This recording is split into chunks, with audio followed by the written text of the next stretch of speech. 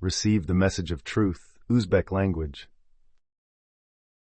Agar hamma o'zi o'ylagandek nasroniy bo'lsa. Iso sizlarni birodarlar deb atagan. Ibroniylarga 2:11 Muqaddas qiluvchi ham, muqaddaslanayotganlar ham birdir. Shuning uchun u ularni birodarlar deyishdan uyalmaydi. Har bir masihiy muqaddas ruh tomonidan ta'lim oladi. Siz yangi ahd haqidagi haqiqatni bilasiz. 1 Korinfliklarga 2:13 Bularni biz ham inson donoligi o'rgatadigan sozlar bilan emas, balki muqaddas ruh o'rgatgan sozlar bilan gapiramiz va ruhiy narsalar bilan solishtiramiz. Yuhanna 14:26 Lekin Otam mening nomimdan yuboradigan yordamchi, muqaddas ruh sizlarga hamma narsani o'rgatadi va sizlarga aytganlarimni yodingizga keltiradi. Har bir inson muqaddas ruh va haqiqat orqali muqaddaslanish jarayonidan o'tadi. Yuhanna 17:19 Ular ham haqiqat orqali poklanishlari uchun men o'zimni ular uchun muqaddas qilaman. Rimliklarga 15:16 Toki men g'ayriyahudiylar uchun Iso Masihning xizmatkori bo'lib, Xudoning xushxabariga xizmat qilay. G'ayriyahudiylarning nazrlari muqaddas ruh tomonidan muqaddas bo'lib, ma'qul bo'lsin. Siz haqiqiy topinuvchilar bo'lar edingiz. Yuhanna 4:23 Lekin haqiqiy topinuvchilar Otaga ruhda va haqiqatda topinadigan vaqt keladi va hozir ham keladi, chunki Ota unga sajda qilish uchun shundaylarni qidiradi. Ehtimol, har bir masihiy azob chekadi, chunki bu muqaddaslanishning bir qismidir.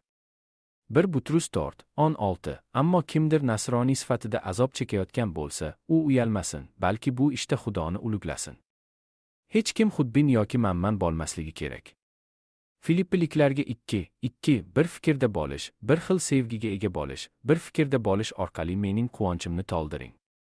Muqaddaslik jarayonidan so'ng siz aziz bo'lasiz. 1 Korinfliklarga 6:19 Yoki tanangiz ichingizda bo'lgan muqaddas ruhning mabadi ekanligini, sizda Xudodan borligini va siz o'zingizniki emasligini bilmaysizmi?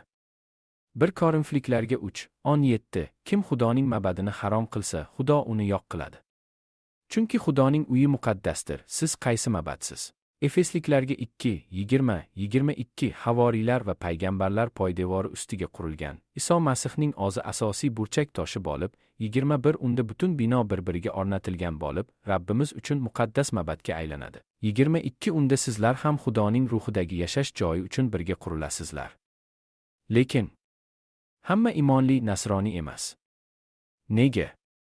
Ko'p mazhablar inson o'z yo'lida ishlayotganini hammaga aytish kerak. Haqiqat ruhi hech kimda yo'q. Hamma Isoning yo'lini tushunmay, Xudoni o'z yo'lini ko'radi.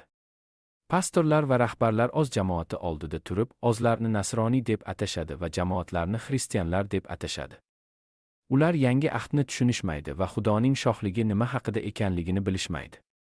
Sizlarga yolg'on ma'lumot berib boyib ketishyapti. Xristian pastorlari va rahbarlari yuzlab yillar davomida ogil va qizlarga jinsiy zarar etkazmagan bo'lardi va bugungi kunda ham shunday qilishda davom etadilar.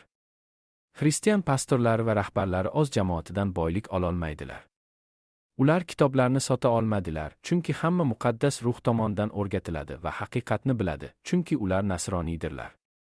Pastorlar va rahbarlar yillar davomida o'z jamoati va televideniya izdoshlari oldida muqaddas ruhga qarshi kufrlik qilmagan bo'lardi. Luqa 6:39 va Iso ularga bir masal aytdi. Korni yetaklay oladimi?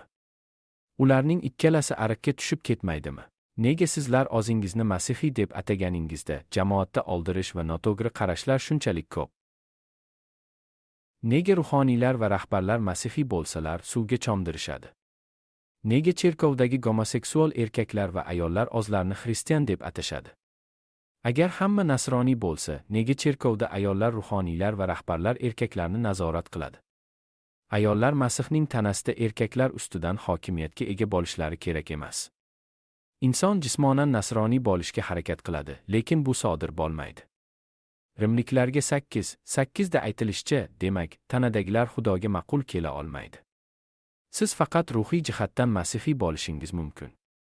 Masihiy bo'lish uchun sizga Masihning ruhi, Xudoning ruhi va haqiqat ruhi kerak. Matto 28:19-20 sizga nasroniyning ta'rifini beradi.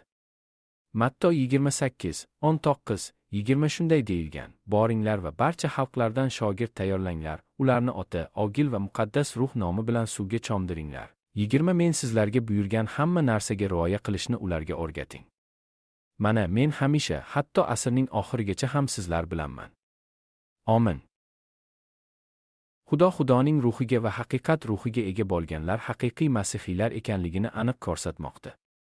Yuhanna 4:23-24 da shunday deyilgan: lekin haqiqiy topinuvchilar Otaga ruh va haqiqatda topinadigan vaqt keladi va hozir ham keladi, chunki Ota unga sajda qilish uchun shundaylarni qidiradi. 24 Xudo ruhdir va unga topinuvchilar ruh va haqiqatda topinishlari kerak. 1 Korinfliklarga 2:14 Lekin tabiatan odam Xudoning ruhini qabul qilmaydi, chunki ular ruhan farqlanadi. Chunki siz kambag'allarga yordam berish uchun har haftada bir necha marta jamoatga borib, har kimga yordam bera olmaysiz. Har kuni ilhom olish uchun ahd oyatlari siz doimo ibodat qilasiz, lekin siz o'zingizning ruhiy qismini tushunmaysiz yoki yangi ahdni tushunmaysiz. Siz uzoq umr ko'rdingiz va nihoyat vafot etdingiz. Odamlar sizni yaxshi masihiy deb aytishadi. Birinchidan, siz jismoniy tanangiz bilan masihiy bo'lolmaysiz. Ikkinchidan, siz Xudo va Rabbimiz Iso Masih bilan yurish uchun aziz bo'lishingiz kerak. Iso faqat azizlar uchun keladi. Sizning jismoniy tanangiz haqiqiy masihiy, keyin esa aziz bo'lish uchun zarur bo'lgan Masihning ruhini, Xudoning ruhini va haqiqat ruhini qabul qila olmaydi. Yuhanna 3:6 Tanadan tugilgan narsa tanadir, ruhdan tugilgan esa ruhdir. Siz tana va ruhni aralashtira olmaysiz. Boshqacha qilib aytganda, siz jismoniy tanangizni ruhiy tanangiz bilan aralashtira olmaysiz. Siz faqat ma'naviy xristian bo'lishingiz mumkin.